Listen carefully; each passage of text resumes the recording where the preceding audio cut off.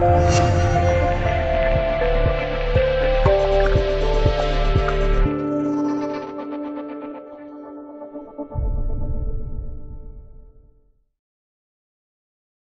源：新浪军事军迷圈，7月19日22点12分文。环球时报公号原标题：刚才位于美国宾夕法尼亚州的一个美军军械库突发爆炸事件，目前已造成3人受伤。根据美国福克斯新闻网的报道，出事的军械库隶属于美国陆军航空与导弹司令部，储存管理和维护着美军的多种战术导弹，比如著名的爱国者导弹。其职责是为美国及盟友的空军和导弹防御部队提供快速和稳定的支援。该军械库还拥有3600多名雇员。据悉，爆炸发生在当地时间7月19日早上7点15分，目前已造成3人受伤。该军械库目前也在其官方社交网站账号上通报了这一事件，要求其雇员留在各自的工作地点，等待进一步的通知，并密切留意手机、邮件等通讯工具，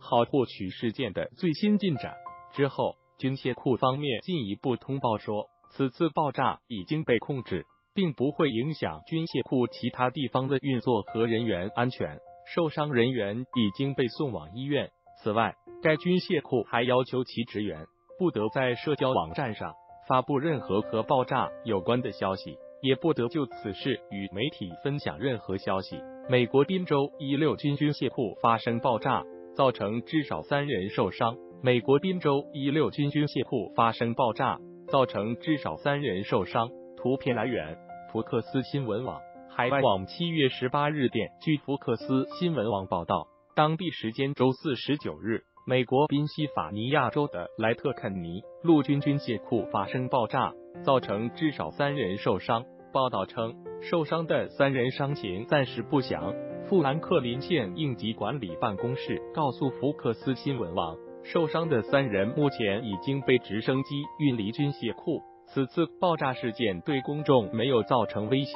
报道指出，事发于19日早上7点15分左右，事发的位于宾州首府哈里斯堡西南部55英里处前博斯堡的莱特肯尼陆军军械库。爆炸发生后，莱特肯尼陆军在脸书上发表声明称，350号大楼发生了一起事故，员工们，请你们待在工作区域，等待下一个通知。如果你们目前不在事发地，那就请你们不要靠近。另据 ABC27 报道，莱特肯尼陆军军械库的2名员工事发时跑出大楼并大喊，其中1人化学性烧伤。图片来源：福克斯新闻网。报道称，该军械库始建于1942年，占地18000英亩。始建于1942年，美军建立这一仓库的目的是为了维护和储存导弹和弹药。仓库有3600名雇员，这些雇员的日常工作是为美国及其盟友的空中和导弹防御部队提供响应性及可持续性的准备。据了解，由于采用精益理念，莱特肯尼军械库